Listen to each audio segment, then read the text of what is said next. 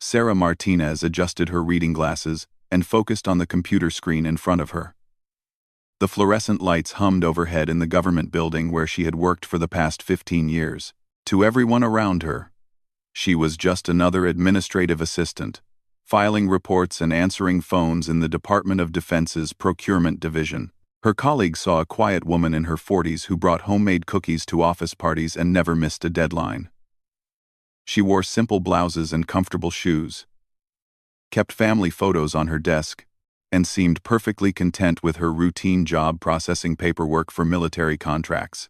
But Sarah carried secrets that would have shocked everyone in that sterile office building. 25 years earlier, she had been Captain Sarah Martinez, one of the most decorated intelligence officers in the Army. She had spent 8 years in special operations, conducting missions in places that officially didn't exist on any government map. The transformation from decorated soldier to office worker hadn't happened overnight. After her military service ended, Sarah had deliberately chosen a quiet life. She wanted normalcy after years of living on the edge, where every decision could mean life or death for her team or for national security. Sarah's military career began when she was just 22 years old, fresh out of college with a degree in international relations and fluency in 4 languages. The Army recruiter had been impressed by her test scores and her calm demeanor under pressure. What he couldn't have known was that Sarah possessed an almost supernatural ability to read people and situations. During her first deployment to Eastern Europe, Sarah had uncovered a network of arms dealers who were selling weapons to terrorist groups. She had gone undercover as a translator, spending months building relationships and gathering intelligence that led to the arrest of over 30 individuals and the seizure of enough weapons to supply a small army. Her commanding officer, Colonel James Harrison, had recognized her exceptional talents immediately. Sarah didn't just follow orders. She anticipated problems and found solutions before anyone else even realized there was a problem. She could analyze complex political situations and predict outcomes with startling accuracy. The second major operation that defined Sarah's military career took place in South America. A group of rebel fighters had taken hostages, including several American diplomats, in a remote jungle compound. The situation was delicate because any military action could spark an international incident. Sarah volunteered to go in alone, posing as a humanitarian worker delivering medical supplies. She spent 3 weeks in the rebel camp, treating wounded fighters and civilians, while secretly mapping the compound and identifying the exact location of each hostage. When she finally transmitted her intelligence back to headquarters, her information was so detailed and accurate that the rescue operation lasted only 17 minutes.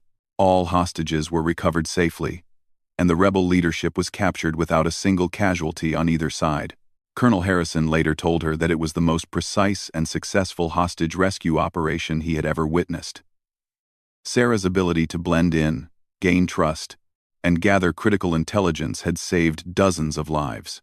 But perhaps Sarah's most significant contribution to national security came during her final years in the military. She had been assigned to a joint task force investigating suspicious financial transactions that seemed to be funding terrorist activities across multiple countries. The investigation was frustrating for most of the team because the money trails were incredibly complex, involving dozens of shell companies and offshore accounts. Traditional investigative methods weren't working, and the trail seemed to go cold every time they got close to identifying the source of the funding. Sarah approached the problem differently. Instead of following the money, she decided to study the people involved in the transactions. She created detailed profiles of every individual connected to the suspicious accounts, analyzing their backgrounds, relationships, and behavioral patterns. Working 18-hour days for months, Sarah began to see connections that others had missed. She realized that the financial network wasn't random at all. It was organized around family relationships and cultural connections that weren't obvious to investigators who didn't understand the cultural context. Her breakthrough came when she identified a pattern in the timing of the transactions. The money was being moved according to a traditional calendar used in a specific region, not the standard Western calendar that investigators had been assuming. This insight led to the discovery of a massive funding operation that had been supporting terrorist cells in 6 different countries. The network was dismantled, cutting off millions of dollars in funding and preventing what intelligence analysts later determined could have been dozens of attacks. For this work, Sarah received the Distinguished Service Medal, one of the highest honors the Army can bestow. But she also received something else: attention from people who didn't want their activities discovered. The success of the financial investigation made Sarah a target. Intelligence reports indicated that the terrorist organization she had helped expose was actively looking for the person responsible for destroying their funding network. Sarah's identity was still classified, but the threat was real. Colonel Harrison called Sarah into his office on a cold February morning. She remembered the meeting clearly, because it was the day her life changed forever. The colonel was a tough man who had served in 3 wars, but she could see concern in his eyes that morning. He explained that while her work had been invaluable to national security, it had also made her a marked woman. The terrorist organization had significant resources and a long memory. They were patient and determined, and they would likely never stop looking for her. Sarah was given 2 choices. She could accept a new identity and relocate to a safe house where she would live under constant protection. Or she could leave the military and disappear into civilian life, taking her chances that she could blend in and avoid detection. For Sarah, there was really no choice at all. She had joined the military to serve her country, not to spend the rest of her life in hiding. She chose to leave the service and create a new life for herself, one where she would be invisible in plain sight. The transition from Captain Martinez to civilian Sarah Martinez required careful planning. The Army helped her establish a new background, complete with employment history and references that would stand up to scrutiny. She chose to work in government administration because it was a job where being thorough and detail-oriented was valued, and where she could keep her security clearance without raising suspicions. Sarah selected her new workplace carefully. The Department of Defense Procurement Division processed thousands of contracts every year. It was busy enough that one more administrative assistant wouldn't draw attention, but important enough that her skills could still be useful if the right situation arose. For 15 years, Sarah maintained her cover perfectly. She processed purchase orders for everything, from office supplies to military equipment. She answered phones, scheduled meetings, and organized files. Her supervisors consistently rated her as an excellent employee, reliable and efficient, but never exceptional enough to stand out. But Sarah was never really just processing paperwork. Her trained eye constantly monitored the contracts that crossed her desk. She noticed patterns and anomalies that others missed. She identified vendors who might be overcharging the government and flagged suspicious purchasing requests for further review. Her observations were always presented carefully, as suggestions from a diligent employee rather than analysis from a former intelligence officer. She saved the government millions of dollars over the years, but always in ways that seemed like routine administrative work. Sarah's colleagues liked her because she was helpful and kind. She remembered everyone's birthdays, listened when they needed to talk about personal problems, and never gossiped or caused drama. She was the person others turned to when they needed advice or assistance, but she never pushed herself forward or sought recognition. The irony wasn't lost on Sarah that she was probably more valuable to national security in her humble administrative role than many people realized. She had access to information about military contracts and spending that gave her insight into defense priorities and potential vulnerabilities. Occasionally, she would notice something that concerned her enough that she felt compelled to act. A pattern of purchases that suggested security weaknesses or vendor relationships that seemed problematic. In these cases, she would carefully craft anonymous reports that she would route through proper channels, always making sure that her involvement couldn't be traced. But for the most part, Sarah was content with her quiet life. She had a small apartment, a few close friends, who knew nothing about her past, and hobbies that helped her relax. She read voraciously, particularly books about history and international affairs. She volunteered at a local animal shelter on weekends, finding peace in caring for abandoned pets who needed second chances. Sarah thought her secret would remain buried forever. She had successfully created a normal life, far removed from the dangerous world of military intelligence. She went to work every day, did her job well, and went home to her quiet apartment. But sometimes the past refuses to stay buried, and skills developed under pressure never really disappear. Sarah was about to discover that 15 years of administrative work couldn't erase 25 years of training and instincts that had kept her alive in the world's most dangerous places. The first sign that her peaceful existence was about to be disrupted came on a Tuesday morning in March. Sarah was reviewing a batch of procurement requests when she noticed something that made her blood run cold. Buried in a routine order for communications equipment was a specification that she recognized from her military days. The equipment being ordered wasn't standard communications gear. It was specialized surveillance technology that had very specific applications. More troubling, the vendor requesting the contract was a company she didn't recognize. Despite her 15 years of experience with defense contractors, Sarah spent her lunch break researching the vendor online. What she found made her even more concerned. The company had been established only 6 months earlier, had no physical address beyond a post office box, and listed no previous government contracts. Yet they were bidding on a multi-million-dollar order for sensitive equipment. Everything about the situation felt wrong to Sarah's trained instincts. This looked exactly like the kind of shell company operation that she had investigated during her military career. Someone was trying to gain access to military surveillance technology, and they were using the procurement system to do it. Sarah faced a dilemma that she had hoped never to encounter. She could ignore what she had discovered and continue her quiet life. Or she could risk exposure by taking action. But she knew that if someone was attempting to steal military technology, the consequences could be devastating. That evening, Sarah sat in her apartment, staring at copies of the suspicious procurement documents she had discreetly made. She thought about her former colleagues who were still serving in dangerous places around the world, relying on secure communications and surveillance equipment to stay alive. She thought about Colonel Harrison, who had given her the choice between safety and service all those years ago. She had chosen to serve then by disappearing into civilian life. Now she was being called to serve again, even if it meant risking the peaceful existence she had built. Sarah made her decision. She would investigate the suspicious procurement request, but she would be careful.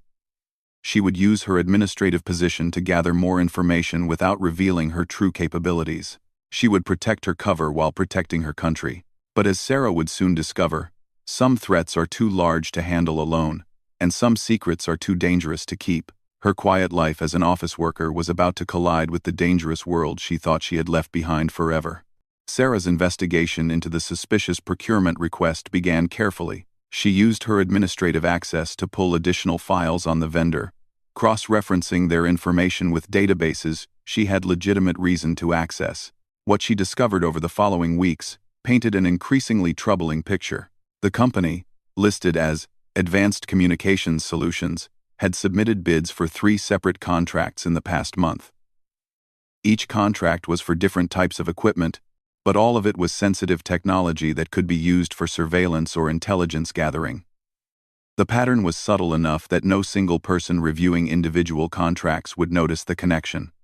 But Sarah's trained eye saw what others missed. Someone was systematically attempting to acquire components that, when combined, could create a sophisticated surveillance system capable of intercepting military communications. The equipment being ordered could monitor radio frequencies, decode encrypted messages, and track electronic signatures. Sarah realized she was looking at a well-planned operation by people who understood both military technology and government procurement procedures. They knew how to split large orders into smaller requests that wouldn't trigger automatic security reviews. They understood which offices handled which types of contracts, and they had timed their submissions to avoid having the same person review multiple requests. The sophistication of the operation worried Sarah more than anything else. This wasn't the work of amateur criminals or opportunistic contractors trying to overcharge the government. This was a professional intelligence operation, possibly backed by a foreign government or terrorist organization. As Sarah dug deeper into the vendor's background, she discovered that Advanced Communications Solutions was connected to a network of other recently established companies.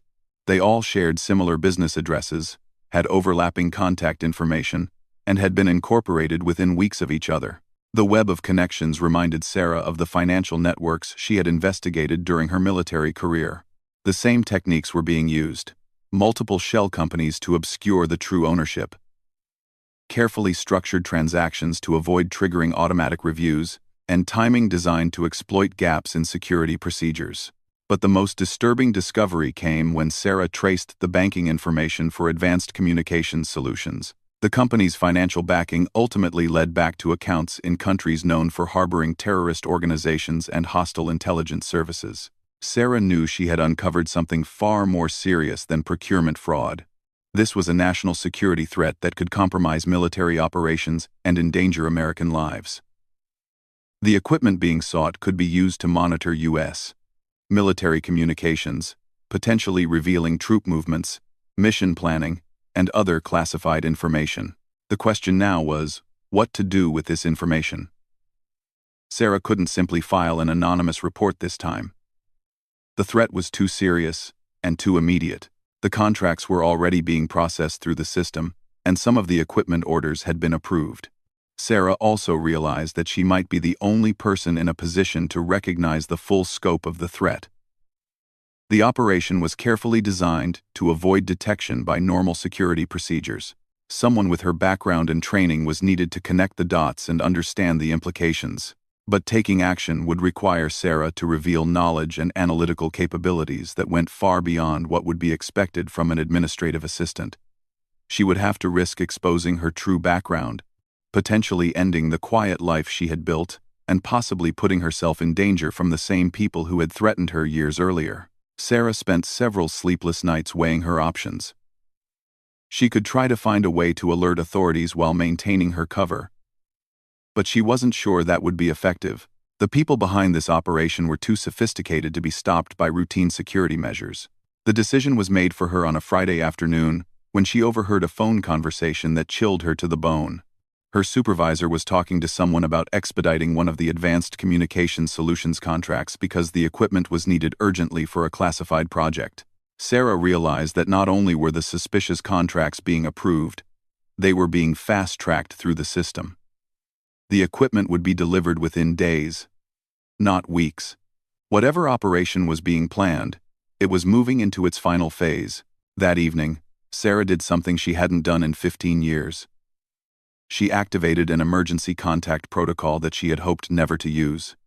During her military service, she had been given a number to call if she ever discovered a serious threat to national security after leaving the service. The number connected her to a secure line monitored by military intelligence. When someone answered, Sarah simply said, "This is Mockingbird 7.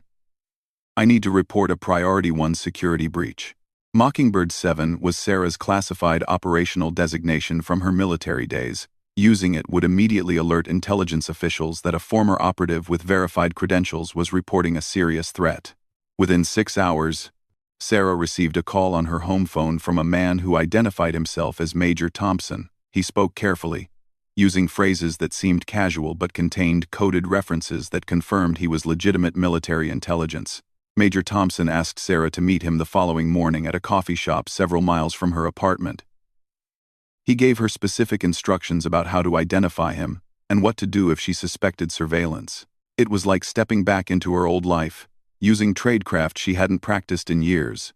The meeting with Major Thompson was surreal for Sarah. Sitting in a busy coffee shop, discussing national security threats while surrounded by families having weekend breakfast, reminded her of how different her two lives had been.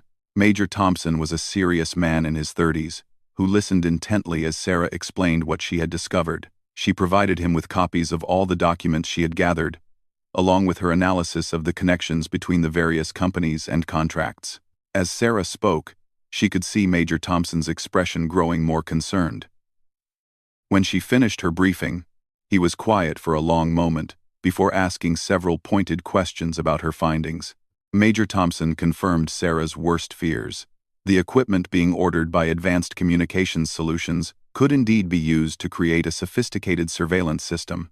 More troubling, military intelligence had been tracking increased chatter about a planned operation against U.S. forces, but they hadn't been able to identify the specific threat. Sarah's discovery provided the missing piece of the puzzle. The surveillance equipment wasn't being acquired for a future operation. It was needed for an operation that was already in progress. Someone was planning to intercept military communications to gather intelligence about American forces.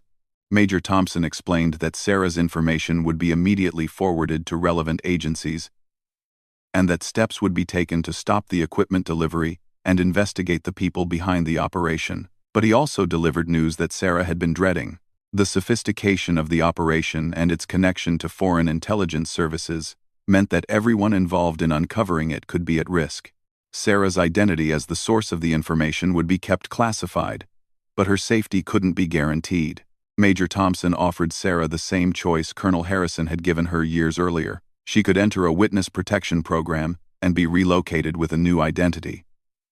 Or she could return to her civilian life and take precautions to protect herself. But this time, Major Thompson had a third option.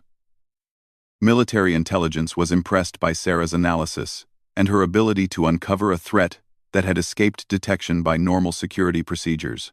They wanted to offer her a position as a civilian consultant, using her skills to identify similar threats in the future. The offer was tempting, but Sarah asked for time to consider her options. She had built a life that she valued, with friends and routines that brought her peace. She wasn't sure she was ready to return to the world of intelligence work, even in a civilian capacity. Major Thompson respected her request for time, but he warned her that the people behind the surveillance operation would likely realize soon that their plan had been discovered. Sarah needed to be extremely careful until the threat was neutralized. Returning to work the following Monday was one of the most difficult things Sarah had ever done. She had to act completely normal while knowing that she was potentially in danger and that a major security operation was unfolding based on information she had provided. Sarah watched carefully for any signs that the Advanced Communications Solutions contracts were being investigated. She noticed increased activity in the security office and observed several unfamiliar officials reviewing procurement files. But the investigation was being conducted discreetly to avoid alerting the people behind the operation. The breakthrough came on Wednesday when Sarah overheard her supervisor taking a phone call about a problem with one of the equipment deliveries. The vendor was claiming that their shipment had been delayed due to customs issues, but Sarah recognized the excuse as a standard cover story used when law enforcement seizes suspicious materials. That afternoon, Sarah received a coded message through her work email that appeared to be routine administrative communication but contained hidden text, confirming that the equipment had been intercepted and that several arrests had been made. But the operation was far from over. The people who had been arrested were apparently low-level operatives who knew little about the larger organization behind the scheme. The real threat remained at large, and now they knew that their operation had been compromised. Sarah's sense of relief at helping to stop the equipment delivery was quickly replaced by a growing awareness that she was now in serious danger. The people behind the operation were professional intelligence operatives who would want to know how their carefully planned scheme had been discovered. It wouldn't take them long to realize that someone with specialized knowledge had analyzed their operation and identified the connections between the various contracts.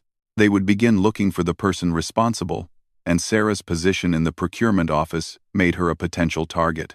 The danger became real on Friday evening when Sarah noticed she was being followed as she walked home from work. The surveillance was professional but not perfect. Sarah's training allowed her to identify the tail and to take evasive action without appearing to do so deliberately. Instead of going directly to her apartment, Sarah ducked into a crowded shopping mall and used techniques she hadn't employed in years to lose her pursuers. She spent 2 hours moving through the mall, using reflective surfaces to monitor for surveillance and changing her appearance by adjusting her clothing and hair. When Sarah was confident she was no longer being followed, she used a payphone to call Major Thompson's emergency number. Within an hour, she was picked up by a military intelligence team and taken to a safe house for debriefing. Major Thompson confirmed what Sarah had suspected. The people behind the surveillance operation had realized their scheme had been discovered by someone with inside knowledge of government procurement and intelligence analysis. They were actively searching for the person responsible.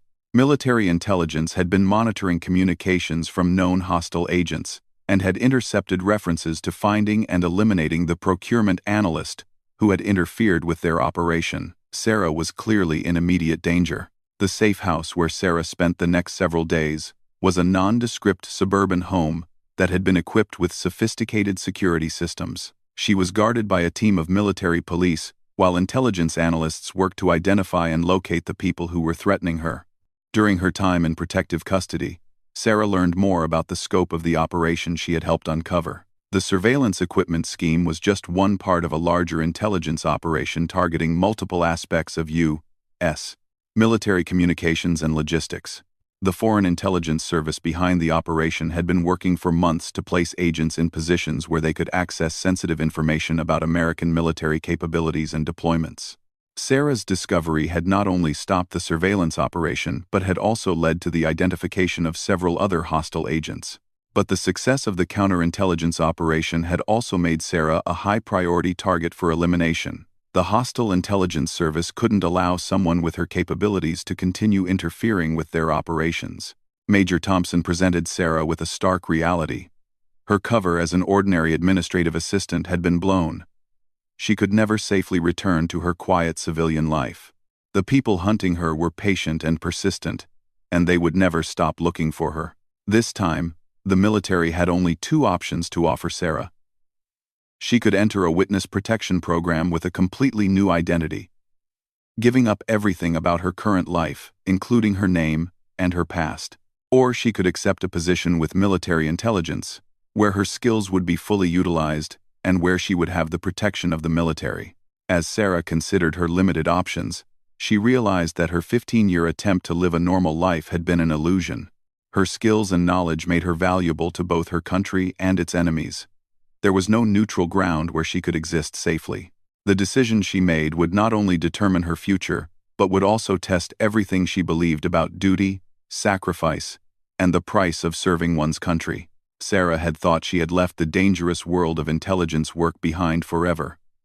But that world had found her again, and this time, there would be no quiet escape into civilian anonymity. The stakes were too high, and too many people now knew who she really was and what she was capable of accomplishing. Sarah's decision came after 3 days of careful consideration in the safe house. She had weighed the possibility of starting over completely with a new identity against the opportunity to return to the work that had once defined her life. The choice, when she finally made it, surprised even her. She chose to stay and fight, not just to accept the position with military intelligence, but to help design a new approach to identifying and stopping the kind of sophisticated threats she had uncovered. Sarah realized that her unique perspective, as someone who had successfully hidden in plain sight for 15 years, made her invaluable for understanding how hostile agents operated within American society.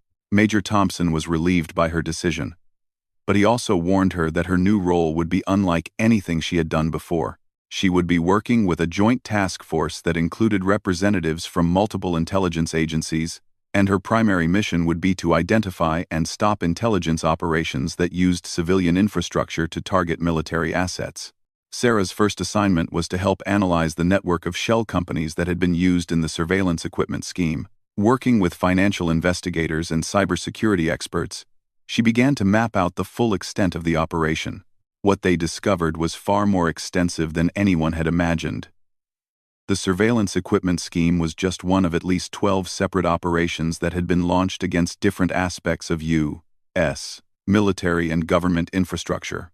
The hostile intelligence service had been systematically exploiting weaknesses in procurement, communications, and logistics systems. Sarah's analytical skills proved invaluable in identifying the connections between seemingly unrelated activities. She could see patterns that others missed and understand the strategic thinking behind complex operations.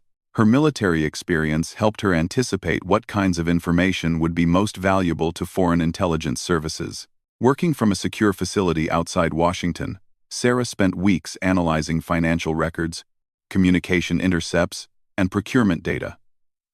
She identified dozens of suspicious companies and individuals who appeared to be connected to the intelligence operation.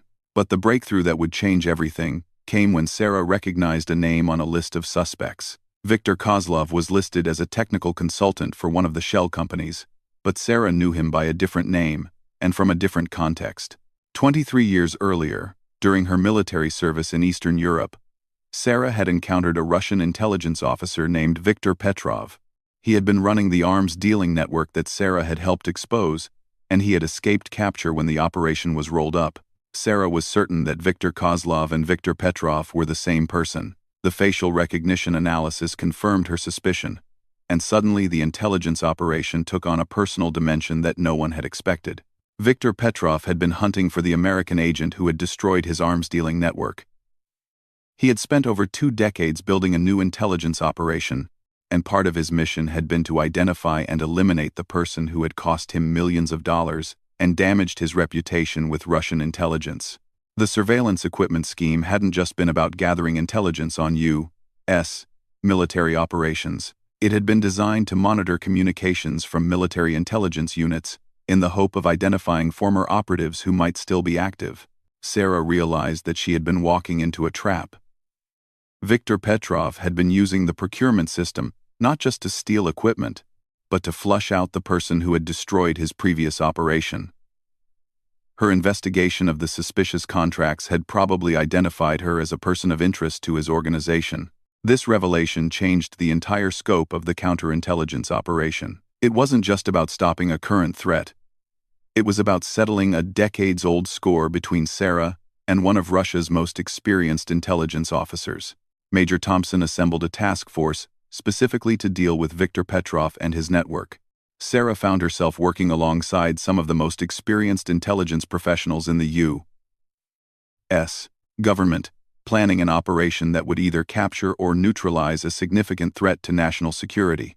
But the operation was complicated by the fact that Viktor Petrov now knew that his old nemesis was alive and active. He had resources and experience that made him extremely dangerous, and he had a personal motivation for eliminating Sarah that went beyond normal intelligence work. The task force developed a plan that would use Sarah as bait to draw Viktor Petrov into the open. It was dangerous, but it offered the best chance of ending the threat permanently. Sarah would appear to return to her normal life, but under carefully controlled conditions that would allow the task force to monitor and respond to any attempt to capture or kill her. Sarah agreed to the plan, despite the obvious risks. She understood that Viktor Petrov would continue to be a threat as long as he remained free. Not just to her but to other American intelligence operatives and assets. The operation began with Sarah returning to her apartment under heavy but invisible surveillance. Intelligence operatives took positions throughout her neighborhood, and every aspect of her daily routine was monitored and protected. For 2 weeks, nothing happened. Sarah went to work, shopped for groceries, and maintained her normal schedule while knowing that dozens of people were watching for any sign of threat. The waiting was nerve-wracking, but Sarah's training helped her remain calm and alert. The breakthrough came when surveillance teams detected unusual activity around Sarah's office building. Several individuals with sophisticated surveillance equipment had been observed monitoring the building's entrances and exits. Communications intercepts indicated that Viktor Petrov's organization was planning some kind of operation. But instead of attempting to capture or kill Sarah directly, Viktor Petrov chose a more subtle approach. He arranged for Sarah to receive information about a new procurement fraud scheme that appeared to be targeting military communications equipment. The information was carefully crafted to appear legitimate and urgent, designed to trigger Sarah's protective instincts and draw her into investigating what appeared to be another serious security threat. But the task force recognized it as a trap designed to isolate Sarah and make her vulnerable to capture. Sarah and the task force decided to turn the trap against Viktor Petrov. They would allow Sarah to appear to investigate the fake procurement scheme, but they would use the opportunity to trace the source of the information and identify Viktor Petrov's location. The operation required Sarah to walk directly into what she knew was a trap, while trusting that the task force could protect her and capture Viktor Petrov before he could escape or harm her. It was one of the most dangerous things she had ever done, requiring her to act as though she believed the false information, while actually serving as bait in a counterintelligence operation. Sarah spent 3 days following the leads provided in Viktor Petrov's false intelligence, visiting locations and meeting contacts that were all part of an elaborate deception. But each step was carefully monitored by the task force, and intelligence operatives were able to identify and track the people involved in the operation. The confrontation finally came at a warehouse outside the city where Sarah had been directed to meet a supposed whistleblower who claimed to have information about the procurement fraud. Sarah knew it was a trap, but she also knew that Viktor Petrov would be there personally to ensure that his decades-long hunt for her finally ended. When Sarah entered the warehouse, she found Viktor Petrov waiting for her. He was older and grayer than when she had last seen him, but his eyes held the same cold intelligence that she remembered from their previous encounter. Viktor Petrov congratulated Sarah on her analytical skills and confirmed that the entire surveillance equipment scheme had been designed partly to flush her out of hiding. He had spent years developing the operation, knowing that someone with her capabilities would eventually recognize the threat and investigate. But Viktor Petrov had underestimated both Sarah and the resources of American intelligence. As he spoke, task force operatives were surrounding the warehouse and cutting off all escape routes. The confrontation that Viktor Petrov had planned as Sarah's capture became his own trap. The arrest of Viktor Petrov and his network was accomplished without violence, though the Russian intelligence officer made it clear that he considered his capture a temporary setback rather than a permanent defeat. He warned Sarah that other intelligence services knew about her now, and that she would never be safe from people who wanted revenge for her past operations. Sarah understood the truth in his words, but she also realized that hiding had never really been an option. Her skills and knowledge made her a target, but they also made her valuable to her country. She could spend her life running from threats, or she could face them directly while doing work that mattered. The successful conclusion of the operation against Viktor Petrov's network led to significant changes in how the U.S. government monitored and protected against sophisticated intelligence threats. Sarah's insights into how hostile agents operated within civilian infrastructure became the foundation for new security protocols. 3 months after Viktor Petrov's arrest, Sarah found herself in a conference room at the Pentagon, briefing senior military and intelligence officials about the lessons learned from the operation. She was no longer pretending to be just an administrative assistant. Her true background and capabilities were now known to the people who needed to know them. But the most significant moment came when the briefing was interrupted by the arrival of Colonel James Harrison, now promoted to general. He had requested permission to attend Sarah's briefing after learning about her role in uncovering and stopping the surveillance equipment scheme. General Harrison listened to Sarah's presentation with obvious pride, occasionally asking questions that demonstrated his deep understanding of intelligence operations. When the briefing ended, he asked to speak with Sarah privately. In the hallway outside the conference room, General Harrison told Sarah that he had always hoped she would find her way back to serving her country, though he had never imagined the circumstances that would bring her back. He said that her work in uncovering Viktor Petrov's network had prevented what could have been significant damage to national security. Then General Harrison did something that surprised everyone in the hallway. Despite Sarah's civilian status and the informal setting, he came to attention and delivered a crisp military salute to the woman who had once been Captain Martinez and who had never really stopped serving her country. Sarah returned the salute instinctively, and for a moment the years between her military service and her current role disappeared. She was once again the intelligence officer who had earned the respect of her commanding officer through skill, dedication, and courage. The other officials in the hallway watched in silence as 2 professional soldiers acknowledged each other's service. They didn't all understand the full history between General Harrison and Sarah, but they understood that they were witnessing something significant. General Harrison explained to the observers that Sarah Martinez was one of the most capable intelligence analysts he had ever worked with, and that her recent success in stopping a major security threat was just the latest example of her exceptional abilities. Word of the general's salute spread quickly through the Pentagon and the broader intelligence community. Sarah found herself receiving recognition and respect from people who had only known her as a civilian consultant. Her reputation as someone who had successfully transitioned from military service to civilian life and then back to intelligence work became an inspiration to others. But for Sarah, the most important moment was the private conversation she had with General Harrison after the formal recognition. He told her that he was proud of the choices she had made, both in leaving the military when her safety was threatened and in returning when her country needed her skills. General Harrison also revealed something that Sarah had never known. During her 15 years in civilian life, military intelligence had kept a loose watch on her, not to spy on her, but to ensure her safety. They had known about some of her anonymous reports about procurement irregularities, and they had quietly acted on her information. Sarah realized that her service to her country had never really ended, even during her years as an administrative assistant. Her watchful eye and analytical skills had been protecting national security in ways she had never fully understood. As Sarah walked out of the Pentagon that day, she reflected on the journey that had brought her from a secret military career to a quiet civilian life and back to intelligence work. She understood now that trying to hide her capabilities had been impossible. Her skills and knowledge were too valuable to remain unused, and the threats facing her country were too serious to ignore. Sarah's story became an example within the intelligence community of how dedicated professionals continue to serve even when they think they have left that world behind. Her ability to see connections and patterns that others missed had saved lives and protected national security. Whether she was wearing a military uniform or sitting behind a desk in a government office, the colleagues who had worked with Sarah during her years as an administrative assistant were shocked to learn about her true background. But they also understood in retrospect why she had been so good at her job. Her attention to detail, her ability to spot irregularities, and her calm competence under pressure all made sense when viewed through the lens of her military training and experience. Sarah Martinez had proven that true service to country doesn't depend on rank or recognition.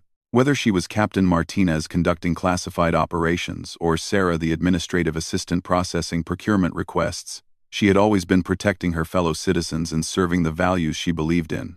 The general's salute in the Pentagon hallway wasn't just recognition of Sarah's recent success in stopping Viktor Petrov's operation.